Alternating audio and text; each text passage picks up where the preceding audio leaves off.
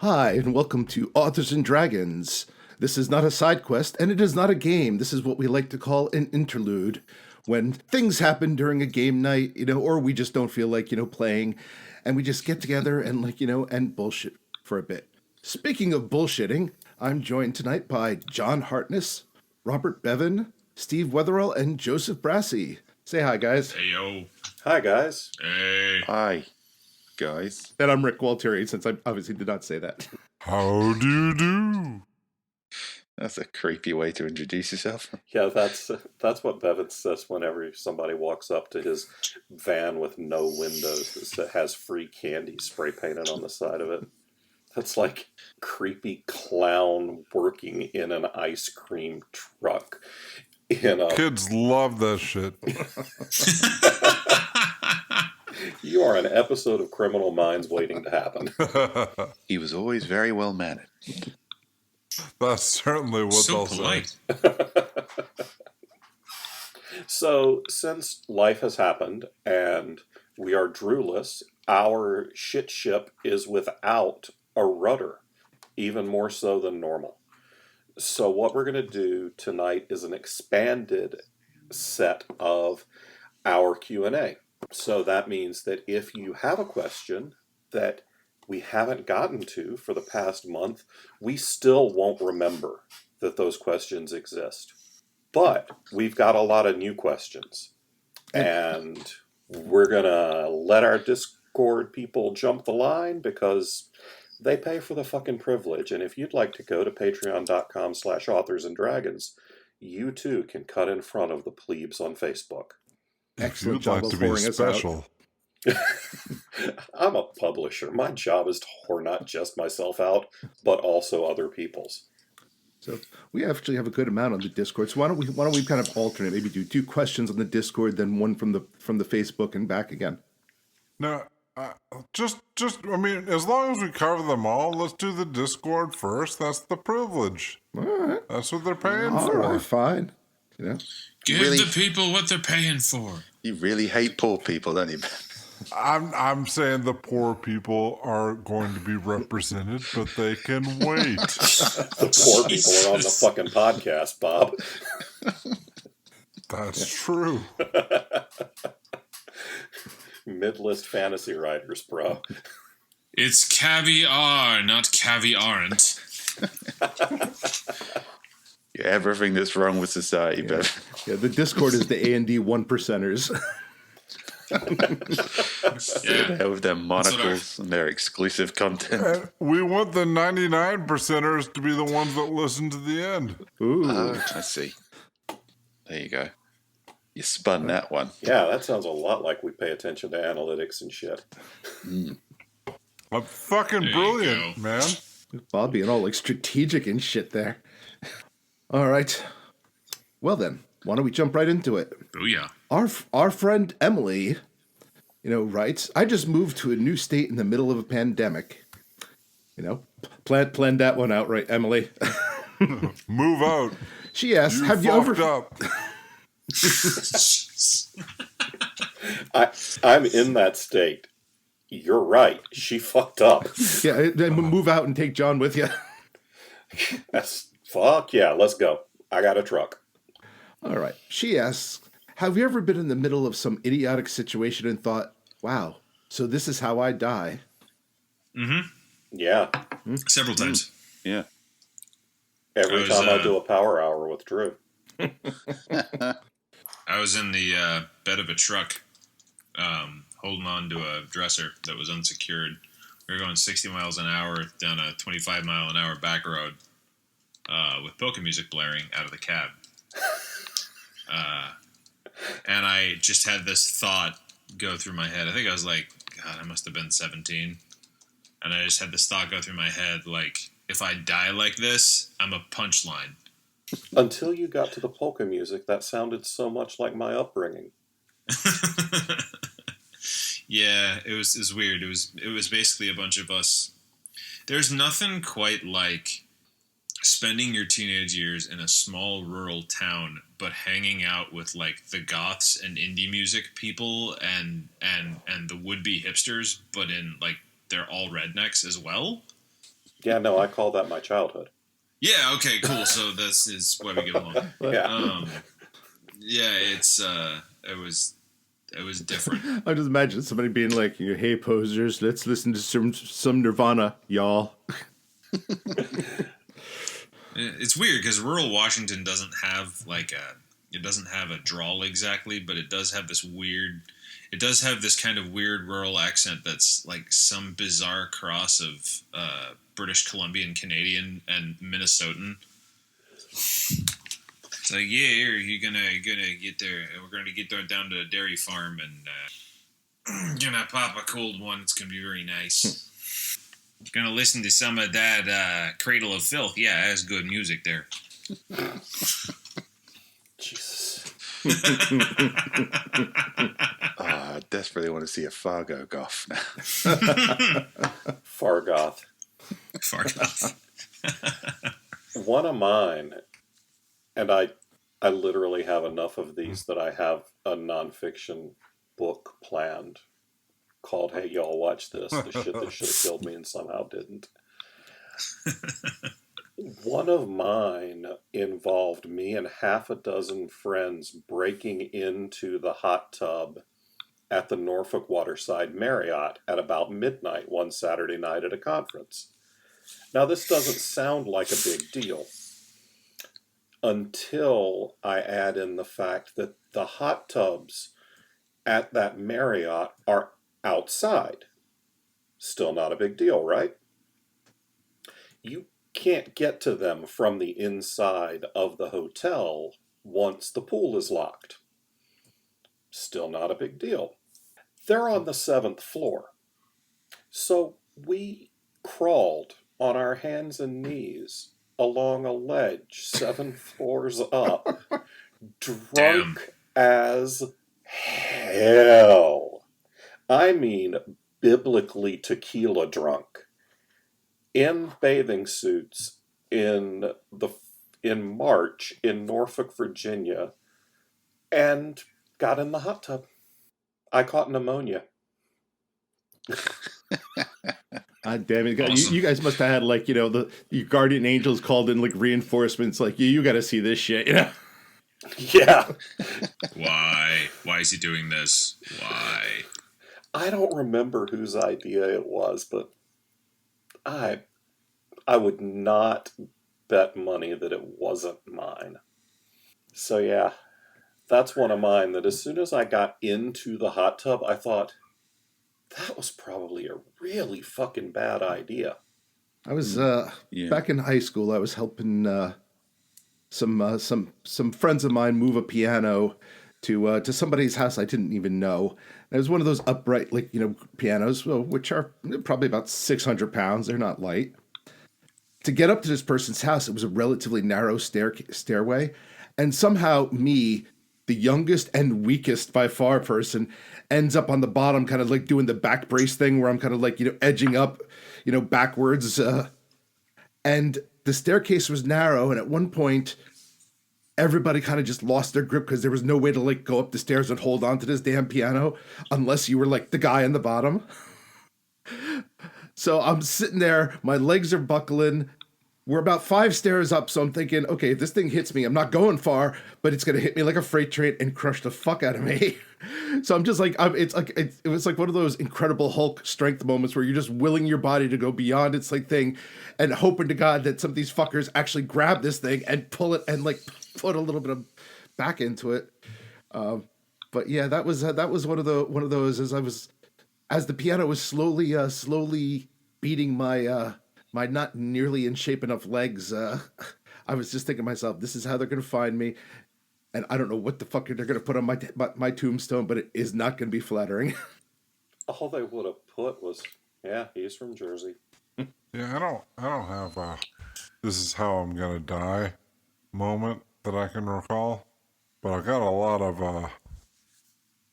so this is what the rest of my life is gonna be kind of moments, and that's kind of the same thing. Okay, and Yeah, elaborate. Oh no, that's it. I'm sure people can relate.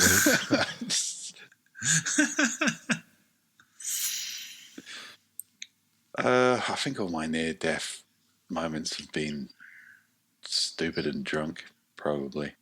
So a friend of mine, I swear to God, this was not me, but a friend of mine bought one of those shiny fire suits, the ones that you can literally walk through burning buildings in, and he would put a ton of flammable shit in 55-gallon drums at parties, climb in the barrel, and light the shit on fire. Nice. While wearing this suit. And it just kind of became his thing. It wasn't a party until Jimmy set himself on fire. Well, That's yeah. amazing. I mean, once you've set that expectation, it Yeah. would just be disappointing if it didn't happen. That's the price of showbiz. I was going to say, fate would have been a real motherfucker if it was like, you heard, what happened to Jimmy? He drowned. This is the same dude who rolled a wheelchair off of the front of a community theater stage while drunk on Sailor Jerry rum. I feel a lot better about setting my expectations at the Can Crusher. Huh? Check this out. Nobody's dying. Still awesome. Yeah, but then you wind up alone with just a bunch of crushed cans where it was like, hey, look at Jimmy. He's setting himself on fire again. Yeah. My ex-best friend, one of my a former best friend, I should say, we're not friends anymore. When I was in high school, he was moving to a different school, so the last day in theater class, the teacher let him do this weird-ass monologue, and he culminated it by diving headfirst into a trash can. And just kind of flailing, like swan dived off the stage into a trash can head first and just like flailed his legs around from inside the trash can. Was it From Waiting for Godot? No, I don't remember. Well, then fuck this guy. He should fail. If you're going to end up in a trash can and it's not Beckett, fuck you. Oh, yeah, I think it's a hell of a finisher. There have been some pretty shitty bands. There have been times when I wanted to do that. I mean, it's probably a good way to get out of an awkward situation. Dive into a trash can. All right. Our friend Jen asks, we know Drew has been playing Animal Crossing, because I'm pretty sure he's been posting nonstop about it. What have the rest of you recently started doing as an enjoyable new diversion? It's not super new, but my wife and I have been playing through Diablo 3, and I have like fallen off the deep end in Fire Emblem Three Houses. So that's my jam lately. That game is so fucking good, but oh man, is it an investment of time? I like Diablo 3. It's not a new thing, but I've gone back to Borderlands 2, and I've beaten the main game in Borderlands 2, and I've just beaten the next to last boss in the pre-sequel, which is perfect because my copy of Borderlands 3, the Super Deluxe Edition, arrived today. Nice. Yeah, because I'm cheap, I never buy video games when they first come out because, well, that shit's expensive. Mm-hmm. So by the time I get around to buying it, half the downloadable content is already out. So I can get the $100 Super Deluxe Edition for $40, and already 2 of the 4 downloadable side mods are already out. So, Oh, nice. yeah, I'm really excited about playing Borderlands 3, but I will not do it until I beat the pre-sequel. I swear. I started playing a couple nights ago Final Fantasy VII Remake, and as fun as it is, just for my own benefit and the fact that I know it annoys the shit out of my wife who's been sitting there watching me play it, I've been kind of making it my own narrative as we go through it. So it's been kind of like it's like, gee, mister, can you help us? Fuck you and fuck your orphan friends. I'm gonna take this sword and shove it right up your ass. And it's like, which of course, like, why do you gotta be that way? Why do you gotta be that way? They're orphans. Why do you have to be that way to them? I'm like, because I know they're holding out on treasure. And yes, I know these orphans have nothing, but I'm gonna take it anyway. It's the D&D way. Everything bolted to the floor. Exactly. Yeah, I'm deliberately not buying the new Final Fantasy game. I do not have the time. And the last time I played Final Fantasy VII, it was literally, I don't know, probably the most constructively spent summer of my life. I'll never recapture that perfect summer where it was beautiful outside and I just stayed in and played Final Fantasy VII for We've kind of 3 weeks straight. Ground rules because my wife is playing Animal Crossing during the day, which means I can't touch because that's the same. They're both connected to the same TV. So usually about 7 at night, I get Final Fantasy. So maybe I get it for about 2 or 3 hours, and then by then I'm old, so I'm just like, okay, I'm tired now. What is Animal Crossing? It's just how it sounds. You get different animals to fuck and create hybrid animals. Oh, Jesus.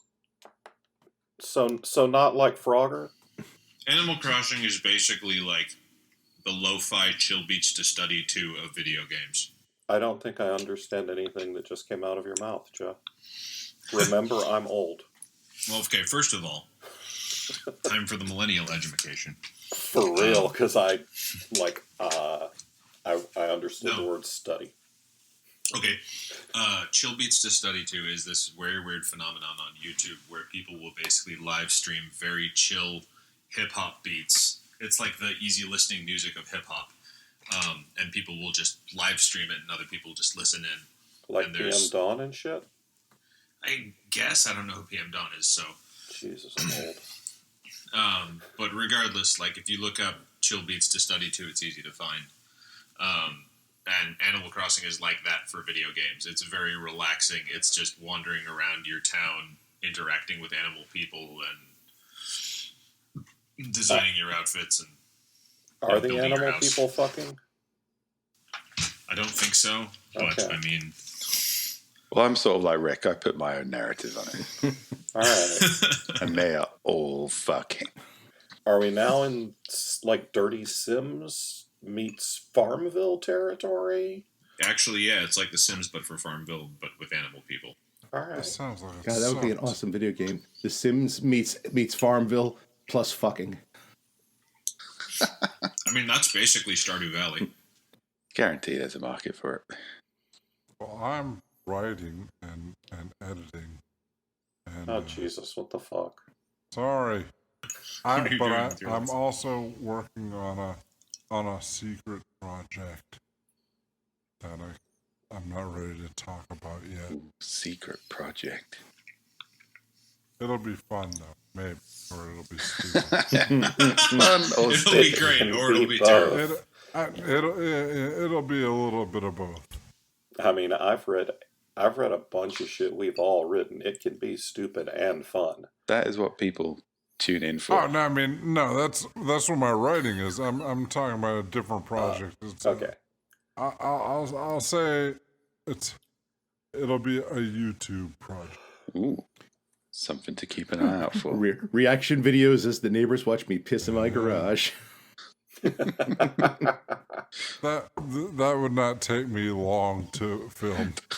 and that would probably get more views than everything else we put on the damn like A&D channel. This is good, though. Bevan will become a YouTube influencer. I'm not promising anything. Only Authors and Dragons loosens me enough to piss in front of my neighbors. It's a hell of an endorsement. Neighbor that's a shirt. reaction to Bob pissing videos. Nice. Speaking of, That's not what I'm doing. well, you sort of have to do it now. Well, we'll see. There's going to be a lot of angry letters from people. When I got time, I got shit I'm doing right now. Not literal. I don't have time to piss in front of my neighbors. I've got to take a shit. And I forgot to invite them over. Got to take a shit on the internet. It's number 2, not number 1. What the hell you think I am, Picard? Speaking of fucking Animal Crossing and the complete opposite sensory experience of Animal Crossing, I've been watching my stepson play Doom Eternal, and I am psyched about Doom Eternal.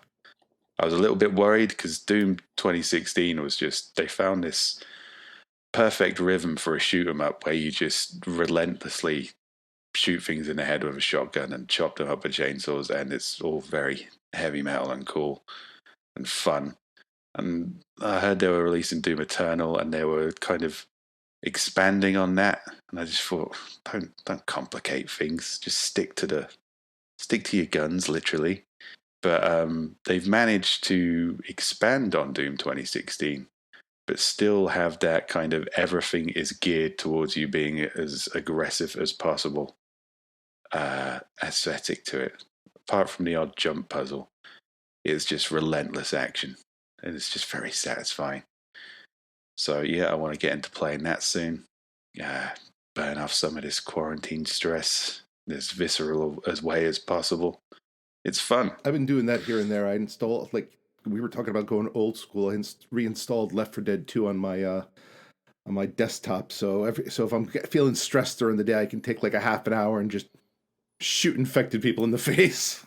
It's great because the Doom guy himself has always been kind of like the concept is it's Doom guy versus monsters. Mm-hmm. The Doom guy himself has always been something of a monster. And in Doom 2016, it's just the demons are scared of you. You're kind of like this boogeyman that demons have. It's wonderful. A lot of fun. That sounds amazing. Yeah, it's like I'm done defending Earth. Now I'm just going to hunt you for sport. Especially, no spoilers, but a lot of his actions are like, are you doing this for humanity, or are you doing this because you're a dick? And obviously he doesn't say anything because he's Doom guy, but you can tell by his stance he's just doing it because he's a dick. My God, it's the savior of humanity. Yes. That is what I am. I'm just a guy that wants to kill shit. Right place, right time. Yeah, I mean, that's pretty much how it worked. That has been the evolution of this faceless bullet monster. See, they haven't tried to go, we'll give him a backstory. We'll give him, maybe he used to have a family. No, he's just a steroid freak who's been doing nothing but kill demons for 30 years. And he likes it. He got out of high school. He answered a job ad. Want to just murder the fuck out of demons? Good benefits. Sure. You can see his careers advisor. So I can't help but notice that you kicked your teacher to death. We've got a very special opening for you. Have you ever considered charging up your? You ever considered healing yourself by eating a raw ham off the floor? It's like we had an army, but it was expensive. So now there's just you. Now there's just you and raw ham. We airdrop some meat ahead of you. Go have fun.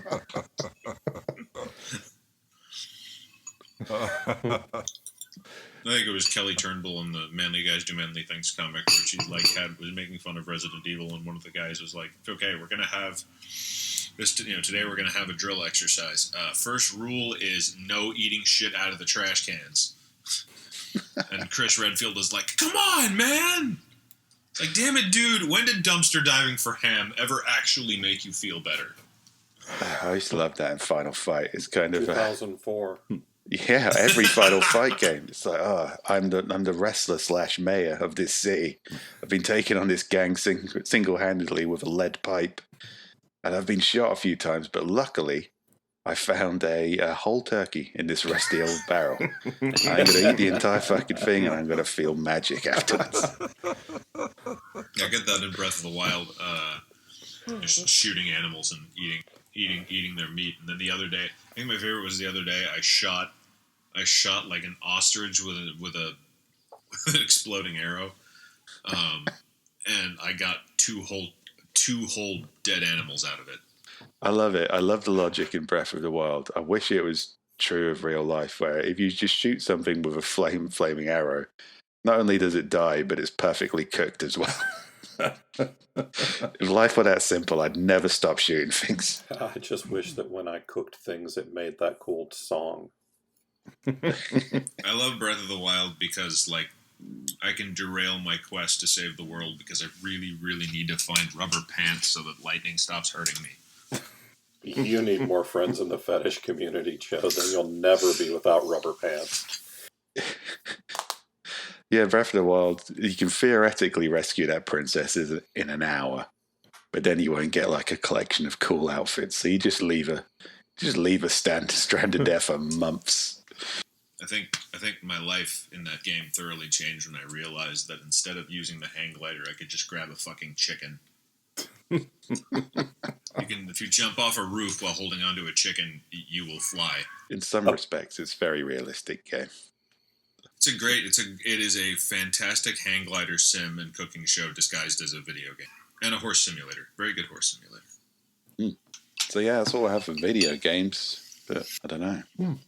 I haven't really been doing anything else. I've been rewatching NCIS from the beginning.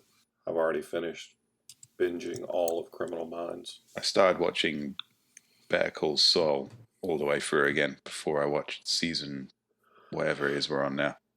And that's good television. But every time I do it, I just think, you've already seen this. You're wasting your life.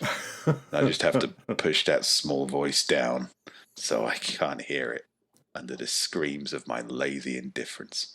Watch that man and go, wow, you had a beautiful life before you died.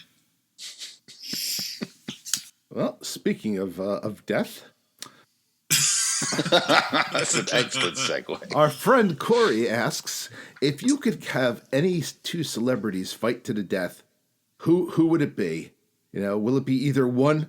Will it be a case of either one could die and you would be fine, or would it be very one-sided, like Terry Crews fighting Fat Kid? Yeah, Fat Kid gonna fuck you up, Crews. Yeah, I'm taking Brock Lesnar versus Justin Bieber. Let's just get this shit settled in 5 seconds, and no more beeps. I'm gonna have Brad Pitt and Benicio del Toro with the same beard and make them box and rapid cut the footage so you don't know who's who. You don't know if Benicio del Toro is just Brad Pitt after he's been hit a few times. And it's just, if you could do a super cut to make it look like both of them are just punching themselves. I'm thinking Carol Baskins versus Kim Kardashian. Either way, we all win. Yeah, I assume I control the pay-per-view on this. So whoever wins, I'm winning. All right. Donald Trump versus Mike Tyson, but they trash talk each other first. So you hear just some complete fucking nonsense, and then Donald Trump dies. Hey, Mike Tyson! An hour of gibberish followed by 2 seconds of fighting. Yeah. I was at the Nebulous last year, and I was hanging out with Mike Chen, and over the course of an hour of getting really drunk, we designed a biopic of Mike Tyson's backstory. I don't know if it's an urban legend or not, but supposedly there's this story that Mike Tyson used to take care of pigeons, and then someone killed one. That's called Mike Tyson Mysteries. Is that Mike Tyson Mysteries? I don't fucking know. I haven't seen it. But either way, you're missing out. No, I'll have to watch it. You gotta get the epic biopic where he spends his whole life fighting that inner demon, and every time he beats someone up, he's just a little too late to save that one pigeon. Oh, I thought you meant like every time he fights someone, it just kind of like occasionally hard cuts to him punching the fuck out of a pigeon. I mean, that's also good. I thought this was going to be some kind of John Wick thing where his dead wife gave him a pigeon and then somebody killed the pigeon, and that's what got Mike Tyson into boxing. So it's all just his rage. That's kind of what the idea was, is that this is all Mike Tyson's wrath at being unable to save that one pigeon. I think it'd be great if it turns out it was never a pet. It was just a pigeon he saw on a rooftop, and then it flew away. So he decided he just had to beat people up. Oh God! Do you ever want to have something weirdly emotional? Watch his interview where he talks about Muhammad Ali. Wait a second. Norm MacDonald's not a pigeon. I'm kicking everybody's ass. It's just weird hearing Mike say, Muhammad Ali, he's very special. He's very special. It's actually kind of beautiful, but in Tyson's voice. So, therefore, beautiful and strange. Yes. Very beautiful, very strange. I can't think of which celebrities I'd like to see kill each other. think, again, if I'm getting pay-per-view for this, I'll probably just go for the most popular ones. I mean, if I can't be vindictive, I should at least be pragmatic. Rick already took Carol Baskins. Yeah, whoever's the most popular on YouTube, get them to fight the other popular person on YouTube. They can both die. Everyone wins, except for those guys who die. It's basically celebrity deathmatch. Oh dear God, is the person leaving the question too young to know celebrity deathmatch? I don't know. I'm pretty sure it's in reruns like a lot. All right, I want a good clean fight. Between Hanson and the Spice Girls, Marilyn Yeah, Manson something like gets that. involved. It's like, who the fuck are any of them? There's no way anybody knows who they are outside of memes. Oh, it's the guys from the memes versus the other guys from the memes. What the hell is Judge Mills Lane doing anyway these days? Is he still around? It's probably a meme. I was going to say, wouldn't he be like 1,000 years old? He has gotten on in years. They should do that, but with with world governments. If you have a trade disagreement, presidents or dictators, they get in the ring and they fight it out. Oh, I was going to say, we do that, Rick. It's called war. Man, if nation states disagree, they should just kick the shit out of each other. That's not new. Somebody had that idea at the creation of nation states. It was literally the defining kind of ideal that led to nation states being created. It's like, I'd love to kill my neighbor, but there's so many of them. Yeah, I could see like the first leader, his advisor, so sire, you fight the king, the other king, and whichever one of you is still alive at the end, you're right. And it's like, that's not a bad idea, but you know something? Why don't we have the poor people do it instead? Exactly. I strongly disagree with this, man. I should fight for my beliefs, but I've got all these peasants lying around who could do it for me. Boom. The creation of the modern world. Damn, that was depressing. Yeah, it was depressing. That got fucking dark. Isn't life really just one big celebrity death match? Rather than one-on-one, maybe it should be like 10 hungry orphans versus Jeff Bezos. If you could have one celebrity fight 10 hungry orphans. And I don't mean fucking Disney orphans here. I mean like hardened street orphans.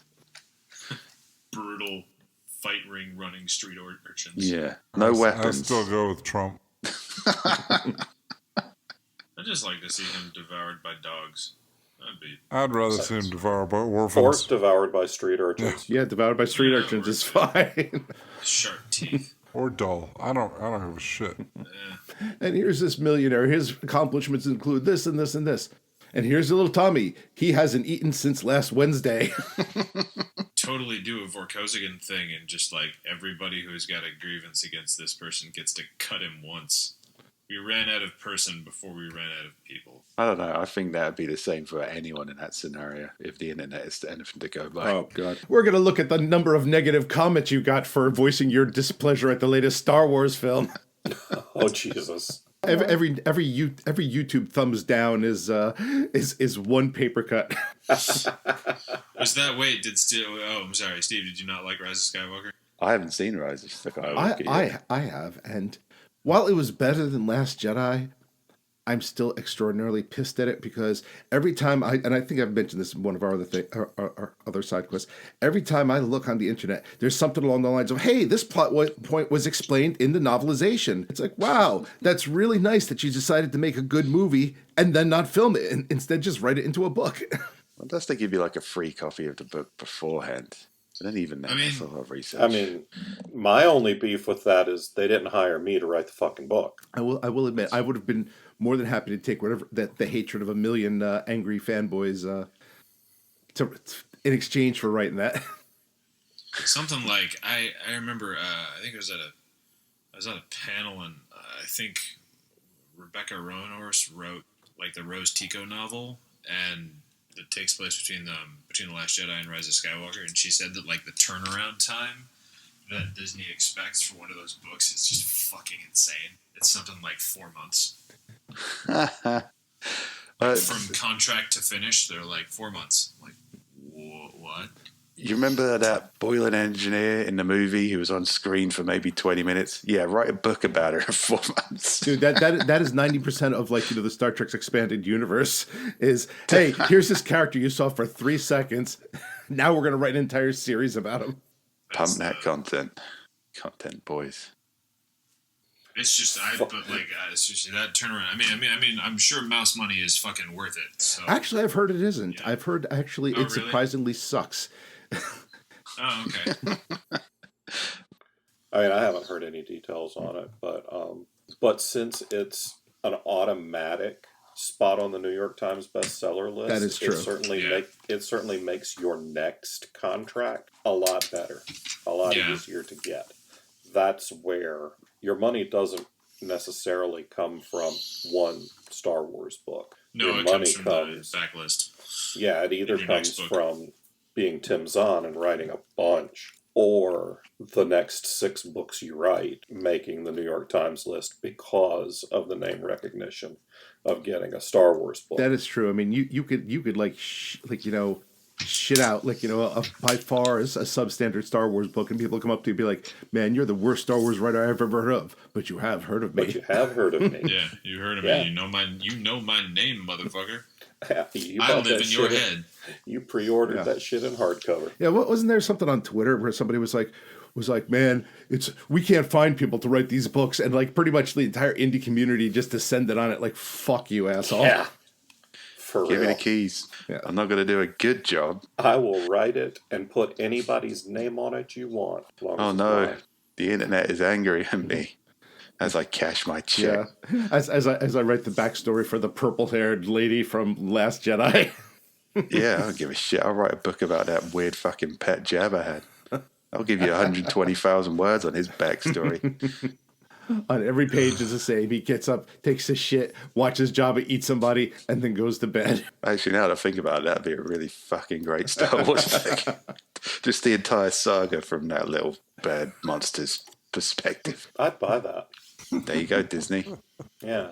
And I have bought very few Star Wars tie-in books. At the Rise of Skywalker, they should have made that little rat thing at the end of the day. He was behind it all because he was just pissed off because they killed the guy who fed him like grubs every day. Dude, did you see Palpatine in that movie? Who do you think he was? I figured Ian McDermott collecting a paycheck.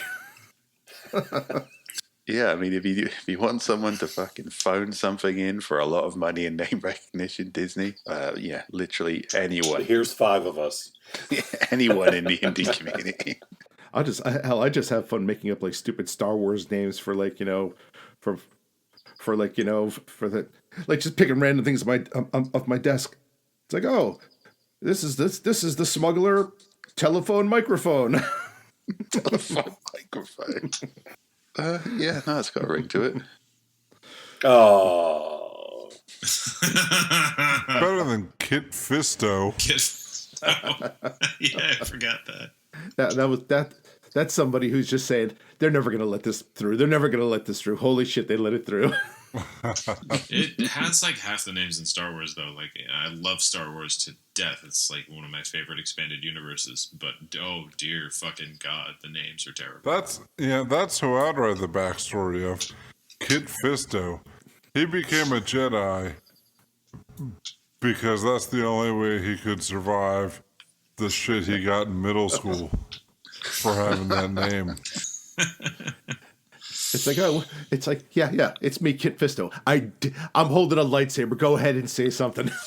Make me Kit Fisto you. Yeah, you know what, motherfucker? My name is a verb. Like, yeah, Kit Fisto, your mom. All right. What are we doing? Hey, Kid Fisted. God. Oh, was that your hand? It's like, Was. yeah, you probably got all sorts of yeah, it's like shit in school. It's like, yo, Cat Fister, get over here. I mean, Cat Fister is like, if somebody introduced themselves as Kit Fisto, my brain would probably go blank for a minute and I might say Cat Fister. I mean, what else are you going to say? It's not a name. Even worse, Kid Fister. Yeah. Jesus. It's not a name. It's an inadvisable title. It turns out all along it was just his nickname. The fuck did you do at the Jedi Temple? Oh my god. Look, bitch gotta pay tuition. Anakin killed all the kids, but when he was done... Oh, Jesus. No.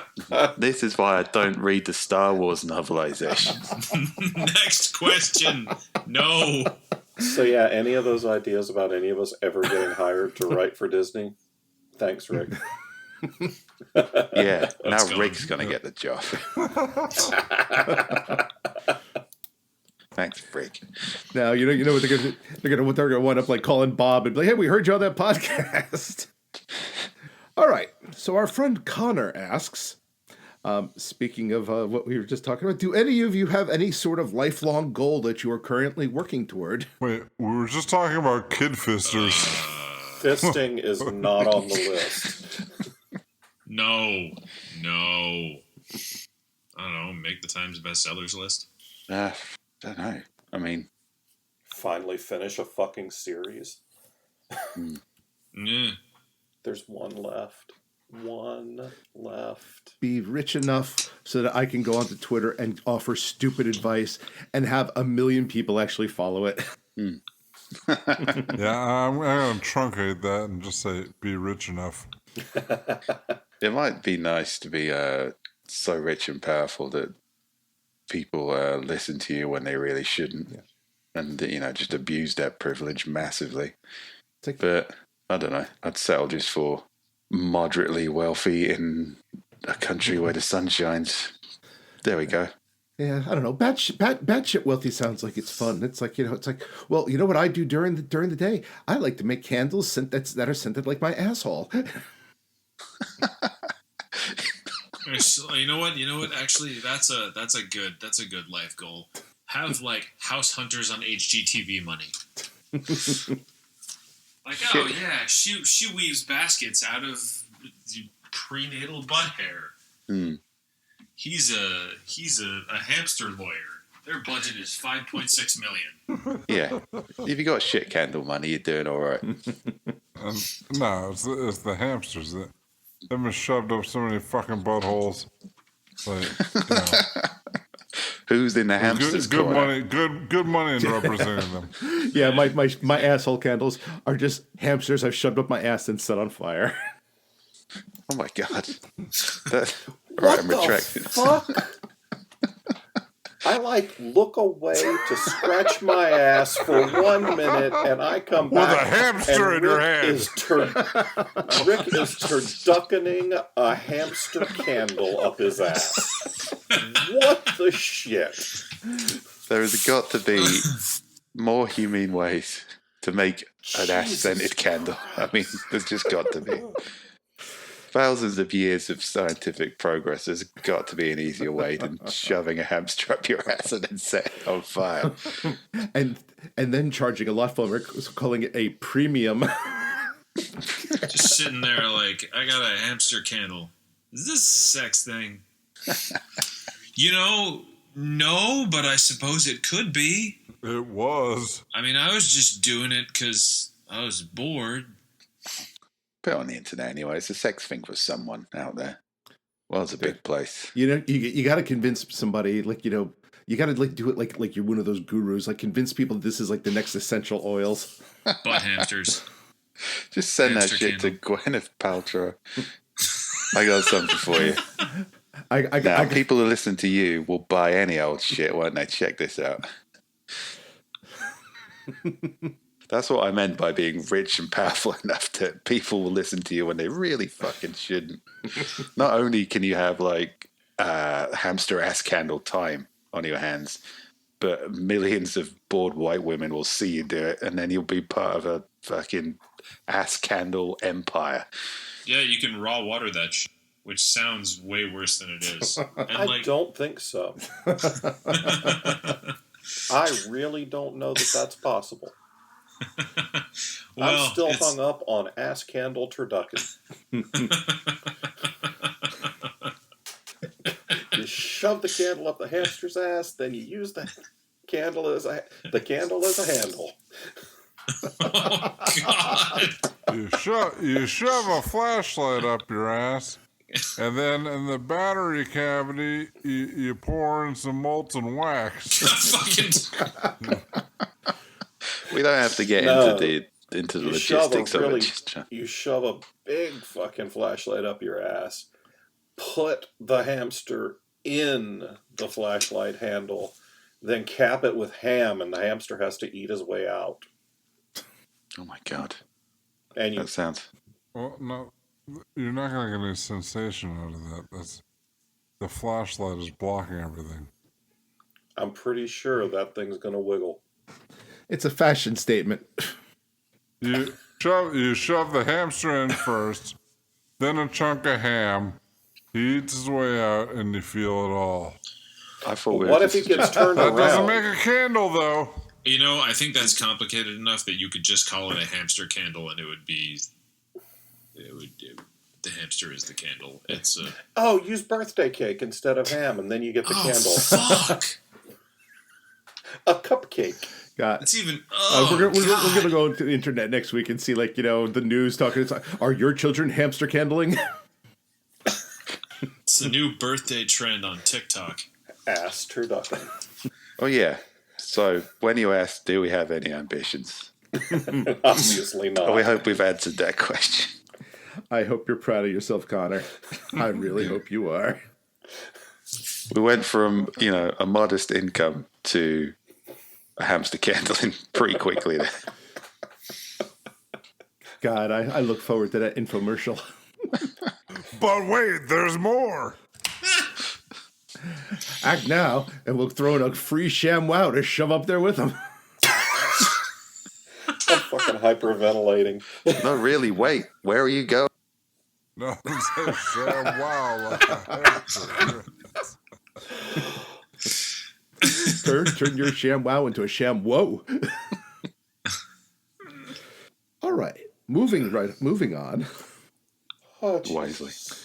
Our friend Sharif asks, how would your characters respond to a pandemic? Our A&D characters? Yeah, I'm assuming that's the case.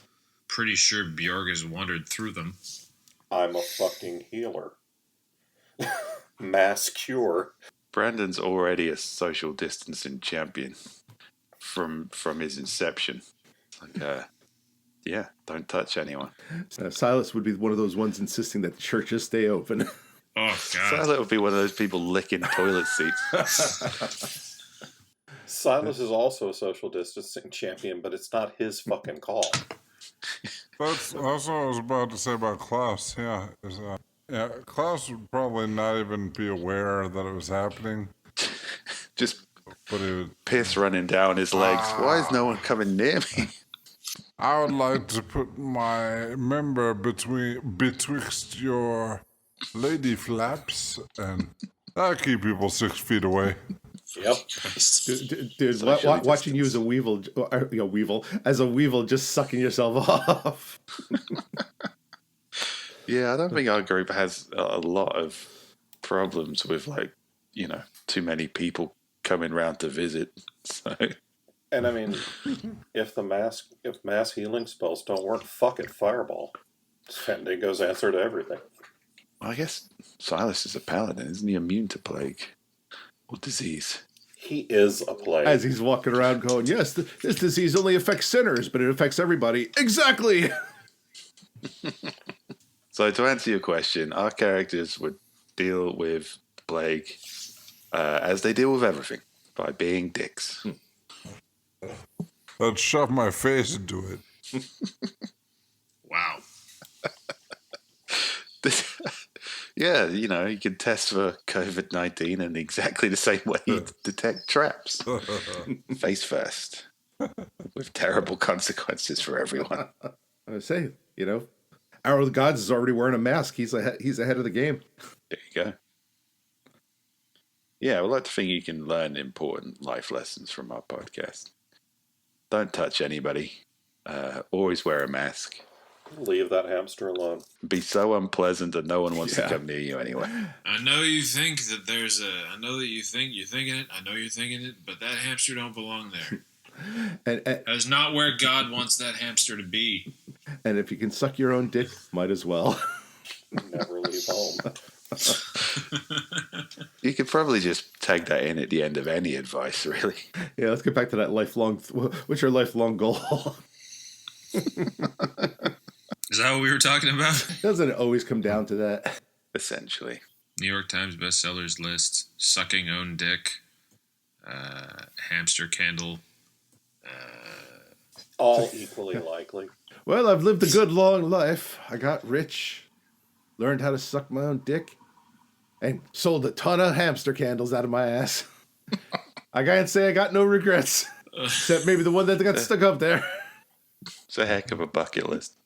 It still hasn't come out. It's kind of unpleasant. Sitting's not too comfy. I can still feel them gnawing away at my colon. Could really do without the preacher telling me that that's not where God wants it. I asked him, well, where does God want it? How does God like to be fucked? The trick is learning how to tie one end of a wick to a ball of hamster food.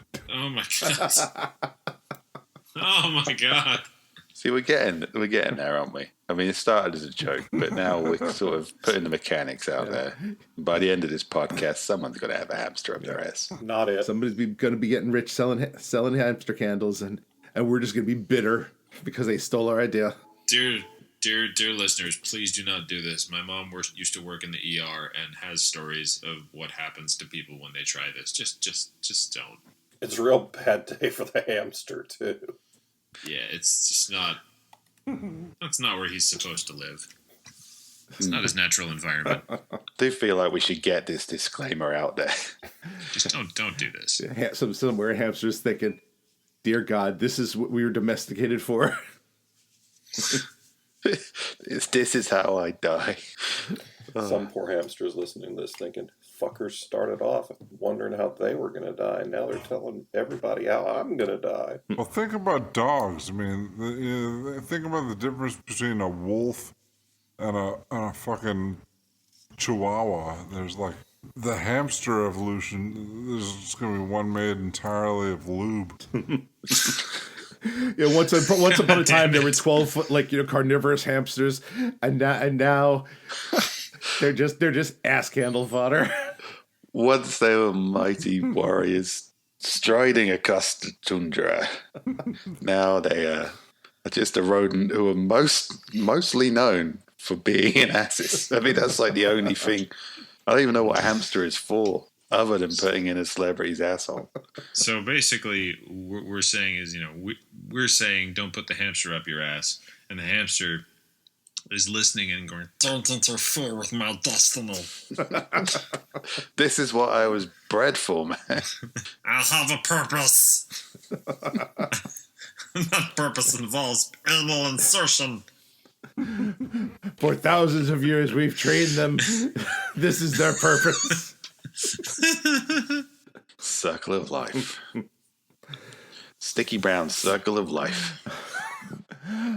That would be great. Like, you go back 10,000 years. There's one caveman who's domesticating a dog.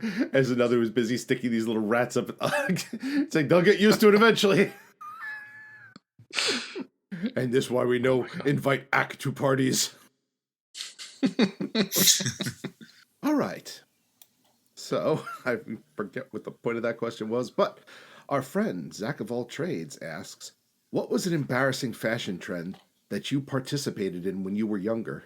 The mullet. All of them. I'm from South Carolina. It was a mullet. There was that period where dudes were wearing their hair kind of slightly spiked up in the front. And I didn't understand how it was actually accomplished with the proper haircut, so I just started putting a ton of gel in my hair and combing the front straight up. That looked pretty fucking dumb. There's also a photo out there somewhere of me with a bowl cut. I spent most of my childhood looking like that chunky kid from Recess, like dressed almost exactly like that. And then by the time I started picking my own clothes, You dressed like the chunky kid from Recess. no, I just dressed like I'd fell over in a charity shop because that is essentially how I got my clothes. I don't know. Yeah, I've never been particularly stylish, so I don't know. I guess I got fat. For one brief moment there, when grunge was in style, my shitty fashion sense actually kind of made sense. I didn't even get grunge right, though. I think there's a picture of me somewhere wearing a Punisher t-shirt, a huge brown leather jacket, and white chinos. Just like, it was just stuff I had. There was no kind of forethought gone into that. Fashion's the wrong word. I tried to wear a trench coat at one point. It didn't go well. I think we all tried to wear a trench coat. Yep. Yeah, I love my old trench coat. Shit. Joe's the only one I could see pulling this off. Yeah. I got Well, snagged that's on because everything. the rest of us can't really pull off anything, Bob. Well, all right. I can rock a t-shirt and cargo shorts. Agree to disagree. I mean, these days I'm walking around in a Slavic tracksuit at home, so Yeah, I could see that working for you too. I'm gonna squat everywhere. Yeah. Yeah, I gotta say, right, these days it's kind of nice, like waking up and being like, there is no reason to wear anything but sweats. This is wonderful. What is Yeah, that basically. doing these days? Shit, Rick. Growing up, wearing a tracksuit was considered, I wouldn't say the height of fashion, I will say the only fashion. Pretty much, you wore a tracksuit, and that was it. That's all you had to do. As long as you owned a relatively new tracksuit, people would assume you had your shit together. I couldn't even fucking manage that. I just got the damn thing just in time to start tormenting my students. We were going to take photos of me yelling at them while, like, blowing a coach's whistle and wearing this fucking tracksuit in class. And then the fucking pandemic had to hit. I remember being tormented in grade school because, we were poor and everybody else in in the Catholic school I went to, they were all able to afford like Air Jordans, and my mother got me like, the Keds knockoff version. Air Jordan. Yeah, they might have should have just called that an ass kicking in a box. I wanted Air Jordans, and she got me water Barclays. It's like, yeah, they're Jer Ordens. Well, his question has a second part. He wants to know. Oh, there was a question? Yes, he wants to know what fashion would you like to bring into pop culture if you had the chance? T-shirts that I get a cut of the sale of? Yeah, I was just going to say, Bill the Vampire t-shirts. Yeah, Falstaff Book swag, Well, you guys beat me to the punch. which hardly ever happens when it comes to plugging merch. So Yeah, that's true. God. I gotta say, I don't know, Jedi robes or something. Just something comfortable. It would be nice if, apparently, like, in the last few years, cargo shorts became the most taboo of fashion trends. Like, I didn't know this, but there's apparently, like, a massive hate-on for cargo shorts. And I'm like, fuck that, man. Yeah. I like my pockets. Yeah, I'm of the mindset that those people can go fuck themselves. I'm a very large man, and I look like I'm a member of a biker gang. Nobody gives me shit when I wear cargo shorts. I look like I eat babies for breakfast. So fuck them. I mean, no one gives me shit for wearing cargo shorts either. I just meant general discourse. I can't remember the last time someone actually walked up to me and said, "Your fashion is shitty," to my face. It used to happen to me a lot. I mean, yeah, in middle school. I think like right up until my 20s. I live in a very... people speak their minds in my town quite aggressively. People also get punched in the face a lot in your town too, don't they? It's really fucking weird. Like if the only acceptable fashion is sweats or no Tracksuits. tracksuits, so anyone that's not wearing a tracksuit gets shit. Yeah, basically, for a while. I mean, you could wear, like, normal things. I mean, there were variants. I think if you went to a dance, you wore a Ralph Lauren shirt and a certain type of jeans. And that was it. So there were kind of, like, acceptable variants for situations. Denim romper. I used to work in the fashion industry, and like what kind of, and like you could probably guess this just being a reasonable like adult, but the people who basically set the fashion trends are just the biggest waste of fucking life on the planet. And like, once you kind of see like the useless bags of skin these people are, it's kind of like, why am I listening to your advice?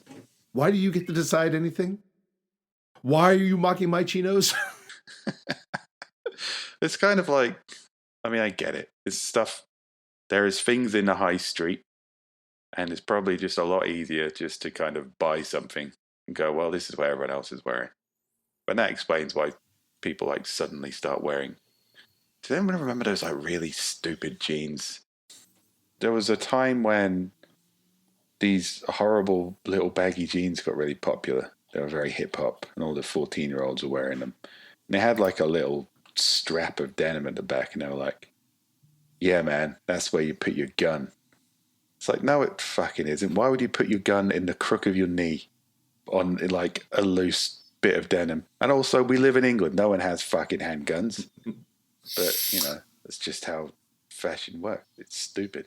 And, but, you know, it's what's in the stores. Everybody's wearing it. Yeah. I'm wearing my cargo shorts. This is where I put my wallet. This is where I put my keys. This is where I put my whatever I got in this pocket. You know what? Yeah, this is boring, but it's practical. I guarantee the same people complaining about cargo shorts are the same people complaining that dresses don't have big enough pockets. Can't have it both ways. You can't have nice, practical, comfortable clothing and look good. I look as good as I'm going to look. Yeah, same here. I'm not getting any prettier, so you might as well just put more pockets on me. Yeah, we know that it's same here for you, Rick, because you and Bob are one person. As Bob wakes up tomorrow, and I'm trying on his cargo shorts. I had an excuse to go to King's Dominion. I lived there. I don't know. This is a callback to a side quest from like last year sometime. That's good. That will reward the loyalty. I've been holding this in since then. And me and Joe are just like, what the fuck? Yeah, because it kind of pissed me off. I didn't have a lot of experience with amusement park, and then Rick dives in with, oh, well, I like Paramount's King's Dominion. What the fuck are you even doing there? You're up in New Jersey, and we're trying to convince people that we aren't the same person. You've been holding on to this bitterness all this time. Now's the time. It finally boils over. Do you not know what we're trying to do here, Rick? Or are you even Rick? Is that your name? Fucking Rick Bevan. I don't know, Steve. If I sound a little bit slow, you know, when you look at the audio for this, you'll know the truth because I'm recording at DVD quality. Yeah, I think I've bought into a lot of stupid fashions accidentally, kind of leftover bits of other fashion. But then fashion is stupid. If it's not a suit made entirely out of pockets, and it's just a stupid conceit sold to you by an airheaded idiot.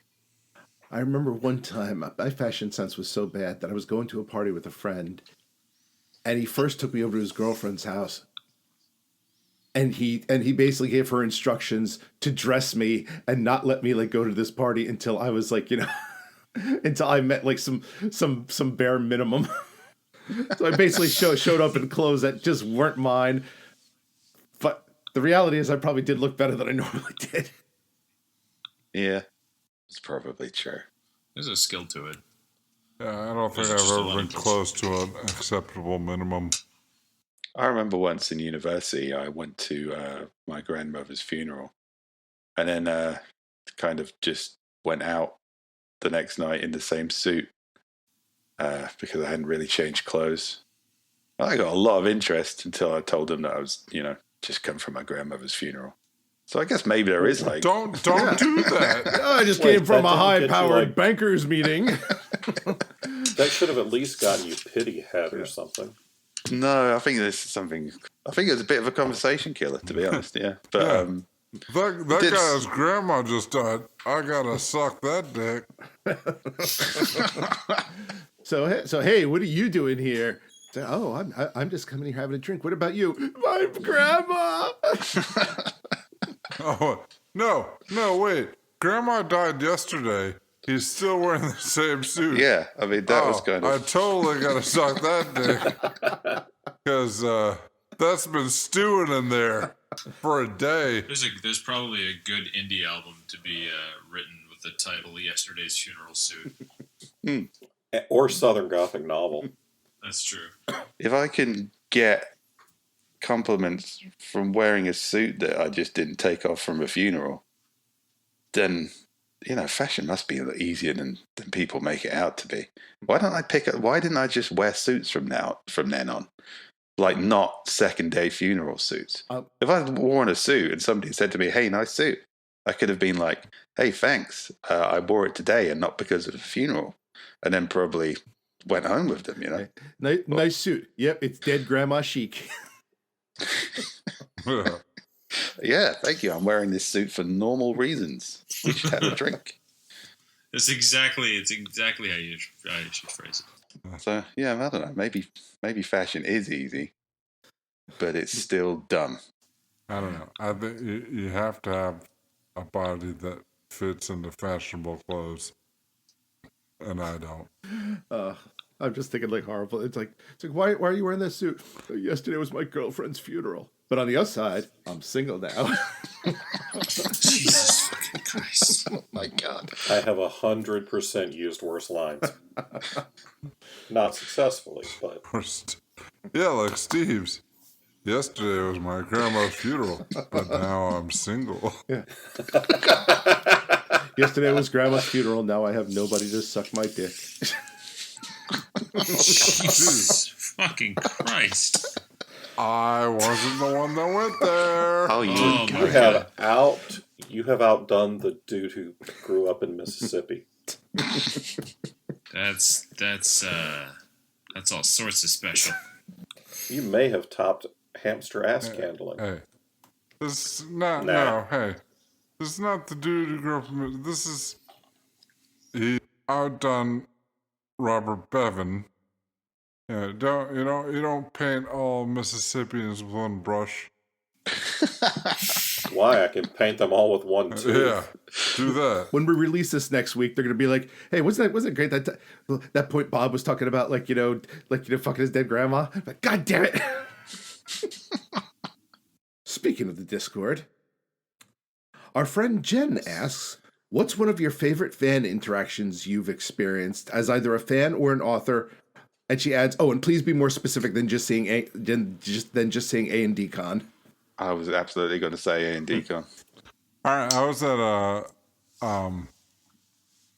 what was it, Con Carolinas, and I was at a table next to Rick, and one of Rick's fans was talking to me for a while, and he didn't know my books, and I didn't give a shit about what he said, and eventually he went away. That. My best interaction when Rick's fans go away. One of mine, which is similar, was I was sharing a table at Mid-South Con with James Tuck, who is also a man of substantial size with tattoos and a beard, although he has much, much more tattoos. And he wasn't at the table because James doesn't ever actually stay at his table when he has a table at con. So he was off somewhere being James. And somebody brought up one of his books and said, "Hey, will you sign this? I really liked it." And I just, took it, signed his name, handed it back, said, "Have a great convention." I had a this is kind of a minor one, but it's a funny one. There's another Joe in the HEMA tournament circle who we don't even really look that much alike, but people keep mistaking him for me. And so someone brought him a copy of Skyfarer and asked him to sign it, and he just wrote in the book, "Not that Joe, you asshole." All right, that's pretty good. Yeah. Now you need to sign the book the same way. I did. I did. When they brought me the copy, I wrote down the wrong Joe. I wrote down, "You got the wrong Joe, Dick." They're very understanding people. Well, there was that one time I sent an annoying fan over to bother Bob for a while. No. If we're talking, there were several times. I gotta say that when Bob and I think the last Carolinas I was at, when we were just hanging out the day before it started, and just that father and daughter combo went to they went to the, like, the elevator, and then they popped their head around to look at us. They popped their head back, and they had come all the way to, like, from just Seattle to see us. And I think that was like that first moment where it was just like, wow, this is actually kind of real, Yeah, I came that night and hung out with y'all in the lobby, and I was like, oh, who are these people? Are they like writers? And you're like, no, they're fans of the podcast, and they flew across the country to see us. And I was like, the fuck you say? Would have been hilarious after all that. They were just like, psych, we have no idea what the fuck Authors and Dragons is. Dumbasses. We just fly from convention to convention, giving people false hope. That's how we get off. Man, that's just like that's New Life Goals, is like torture creators money. God, that would actually be awesome. That'd be better than photobombing celebrities, just giving them false hope. It's like, yeah, I'm a really big fan. No, I'm just kidding. I have no idea who the fuck you are. I love your work. Really? No, I wasn't even sure you were right until you said that, you fucking mug. Now on to the next convention. I have shattered enough souls for one day. To give now my I'm life off to meaning. destroy the next person. I think going back to life ambitions, that's what I want. To have enough money that the only way I can feel joy is by sharing the dreams of strangers. Yeah, so you want to open a publishing company? I had a coworker do that. She was bringing in a vendor, and it was a vendor she she'd I think gone to high school or college with, so he knew her, and he gave the most enthusiastic presentation about his product and stuff, and you could tell he was just trying his damnedest to to impress her. And afterwards she was just like, okay, that's nice. And then she just got up and left, and you could just see that guy. Afterwards, I was like, that guy's going outside, and he's stuffing his tailpipe, and he's just gonna sit in his car, like carving your name on his chest as he slowly suffocates. Nice. Those are the things I miss about business. People just being assholes, but in a good way. Yeah, I can't talk about my favorite fan interactions without just saying A&DCon 2020, which was against the rules of the question, but I'm afraid. You mean 2019? Sorry, 2019. Have you returned from the future? Like, I'm very tired. But yeah, okay, I'm going to put my money on the table. My favorite fan interaction is going to be at Authors and Dragons 2020. What will it be? We'll find out. Impress me. Yeah. All right, we have one more Discord that I kind of saved for last. Our friend Zach of All Trades asks, what if one day you woke up and your nipples were completely gone? No scars or anything, just blank skin.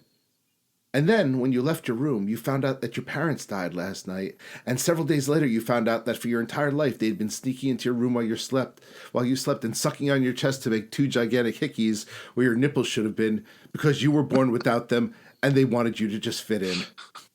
The fuck is this, a Choose Your Own Adventure book? I guess I'd probably be glad they were dead, because that's fucked up. Don't be filled Zach, with you've regret. been fucking quarantined too long. I can't even really answer that because the question just tops any possible answer I could have. I was like way more comfortable with just not having nipples before I figured out why I used to have nipples. Zach is the listener we all deserve. Yeah. My only answer is hamster ass candle. Yep. I think that has been my favorite fan interaction. That question. What a horrible literal question. Fuck. Yeah, that's the hero we fucking deserve. Well done, Discord. Well done. That was a good way to bring it out. We want to do What the hell is wrong? one or two from the Facebook, just so they feel loved. Sure. Yeah. Yeah, sure, I can do that. Sure. Chuck some sweets to the cheap seats, yeah. Let's see here. Okay, our friend Stephanie asks, have you or your households embraced the baking obsession? No. Oh, Other people have baked, and I have eaten the things that were baked, but my involvement in the process is only as an end user. I Yeah. forgot to buy chips last time I went to Walmart. So yesterday I put microwave pizza in the oven because I needed a snack. And so there you go. my wife actually has been making baking bread and stuff, and it's actually been coming out. It's been pretty damn good bread. So Oh yeah, I've got no complaints about the results at all. It's all been very tasty, but I have not been involved in it at all. Not been getting into the spirit of baking or anything like that at all. Really, just eating. Just eating. That's quarantine right now. Just fucking eating. Spirit of eating. I don't know. The last 2 weeks, I've been finding myself because I started working out, and maybe it's just because I'm sitting up in my office and I'm too lazy to actually walk down and get the food, but I have been eating less. The food is downstairs. It's too Rick much. just slowly wastes away. Too much effort. I can't. I'm sorry. I want to eat the delicious things you're making, but I'm lazy. All right, let's see here. Okay, our friend Tori says, for those of you with pets, do you let your dog on the furniture, or do you abide by the if the cat is on my lap, I won't move until they leave philosophy? Now, I don't understand how those things are opposed. I don't get that. They seem to be extensions of the same thing. Yeah. I don't see the I have beef there. I've kicked my cat off my lap a whole bunch of times, and my dogs don't go in the. And like when we get a dog, the dog will not go in the furniture. Yeah, you say that now, but I say that I now, have I have 2 dogs, and let me tell you, I have just enough couch for those 2 dogs, which means I normally most of the time I have to grab a seat from the fucking dining room table to sit in. Rick just curled up in a dog bed in the corner, glowering at his what was formerly his domain. Cats, it depends on the cats, because some cats will just you look at them and they'll scurry off because they're cats. Other cats will give you that look and says, if I will just remind you that I have fucking razor blades for fingers if you try to kick me off. So you better stay here until you die, or I get tired of you. I don't understand people who let dogs sleep in their bed. That's one I don't get. Yeah, I don't get that either, but the cat sleeps at the foot of my bed. The cat sleeps basically wherever the fuck he wants. What am I saying? when we first had both dogs, we would let them up, and I had to put a stop to it because we have 2 big dogs, and you know something? When big dogs stretch out, they become even bigger dogs.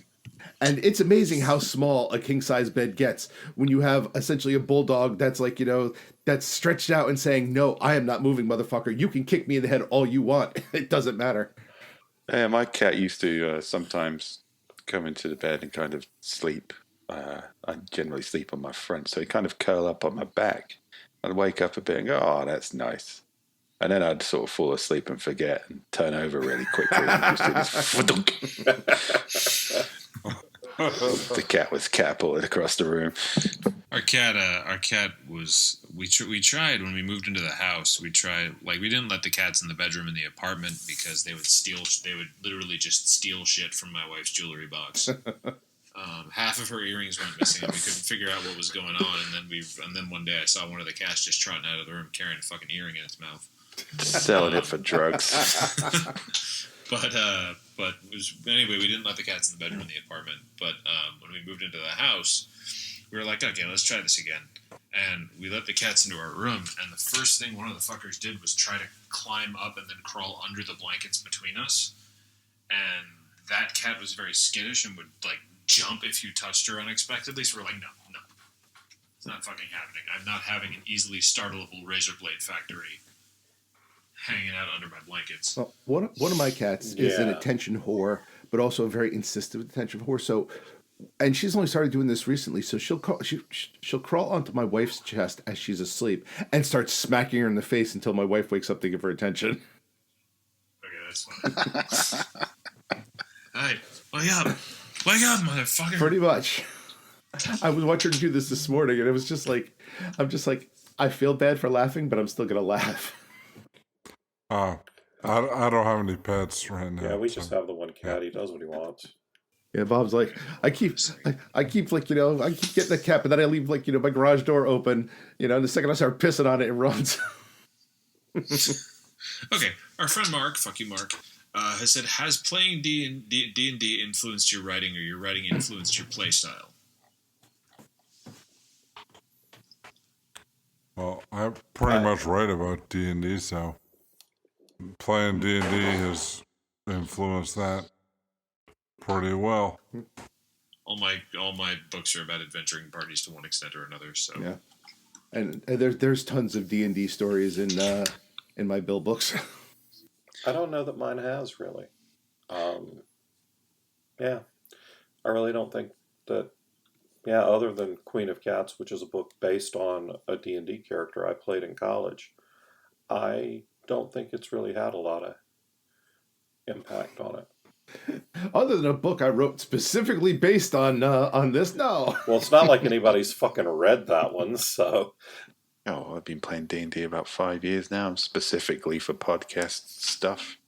But I guess all the associated. Brandon Thighmaster. Yeah, well, obviously that one. The Brandon Thighmaster book was very much influenced by my D&D experiences. But I guess D&D is kind of all the swords and sorcery junk and video games and movies that I loved kind of put into a game format. So all the same influences are there in the endeavor of imagination, I suppose. Yeah. All right. I think I'm going to let it go in the opposite direction. Let the podcast influence my D&D. I think next game, be like, and you found a +2 hamster ass candle. Boom. I've had a few invitations to join D&D games that I'm just thinking, I'm not sure I can play a normal game of D&D. I don't know how you step back from the podcast experience to just play a normal game with humans. It was really weird, actually. I was obviously, since quarantine has started, I'm running a D&D game, which is, I was running it live, and I was all excited. I'm running one, and I'm in one, and both of those, it was live and in person, and I was super fucking excited about that, because I hadn't done that since, college, outside of our live episodes of A&D. And now both of those are online, and we did Discord video chat for the one that I'm in our last session, and I'm sitting there in my chair, watching everyone else on camera, which was nice, but I'm also literally fighting the urge to pull up the live blog, because that's 90% of the time that's what I'm doing. I'm sitting here live blogging quotes from our episodes and keeping everything on track and stuff. So all of this shit is happening, and my brain, there's just this part of my brain that's working in okay, I'm in work mode. No, I'm here to have fun. I mean, I have fun working, but so yeah, this is definitely influenced my other games. I can't stop live blogging. I have other games because of this, so because I hadn't played in 20 years until we started this, so any of the games that I run at conventions are because of this. The group I run of other writers and friends is because of this. So yeah, it's definitely, it has created other games for me. It's fucking fantastic. Awesome. All right. Well, that brings us to the end of this interlude episode. Next week we'll be back with Side Quest, and 2 weeks from tonight we will hopefully be back to seeing how many times a day a weasel can suck his own dick. One can only hope. Find out next episode. Dungeons and Dragons. Something to look forward to. Indeed it is. Until then, bye. Bye. Bye. Bye.